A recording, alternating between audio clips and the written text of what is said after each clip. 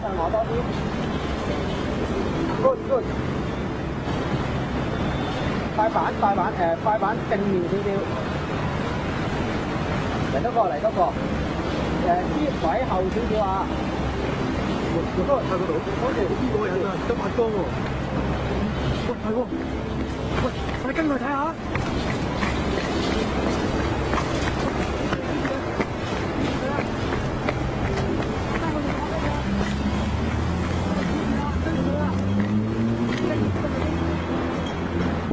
喂睇住啊！係咪佢嚟㗎？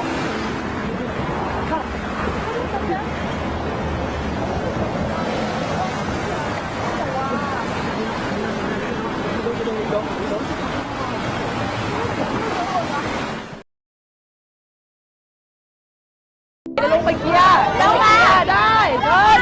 ลงไปเลยเชิญครับลงมาเฮ้ยแบบนี้นะพวกคนลงมาทำภาษาอะไรเด็กผู้ชายมันไม่กลัวหรอก ก็วิ่งกันอย่างเงี้ยน้องไม่เคยนั่งรถเมล์เหรอสายอื่นน่ะเขาขับดีกว่านี้มารยาทดีกว่านี้รู้ไหมว่าสายเนี่ยโดนด่าจะไปทั่วบ้านทั่วเมืองแล้วใครคนไหนใครด่าป้าป่ะไม่ป้าป่ะน้องป่ะก็ไม่เห็นคนด่าเลยนี่มันหาเรื่องกันชัดเลยอ่ะลูกพี่ไม่ได้อยากจะหาเรื่องหรอกนะแต่แค่อยากจะเตือนไว้ว่าทำงานบริการน่ะมันต้องใส่ใจผู้โดยสารดิไม่ใช่สักแต่ว่าทำแท็กซี่เลยไหมมีนะเดี๋ยวเรียกให้เอาป่ะน้องนี่พอดีเถอะเราอ่ะทำไมนี่จะเอายังไงก็ว่ามาเรื่องได้จบทันทีพี่เหมือนกันเป็นคนขับรถอ่ะหัดมาไม่มีมารยาทด้วยซื้อใบขับขี่มาเหรอเฮ้ยพูดอย่างนี้ได้ไงวะพูดจาอย่างนี้ได้ไงวะทำไมเฮ้ยพี่เฮ้ย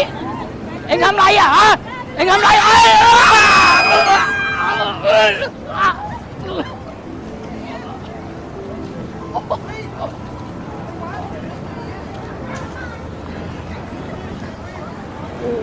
ฮ้ยมึงทำได้ไงอยู่พี่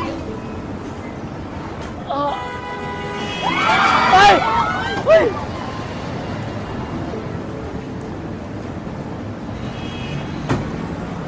เอ็งทำอะไรอ่ะ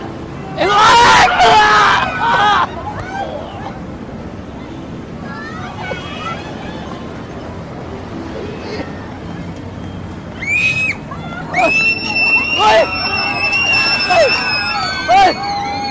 ฮ้ย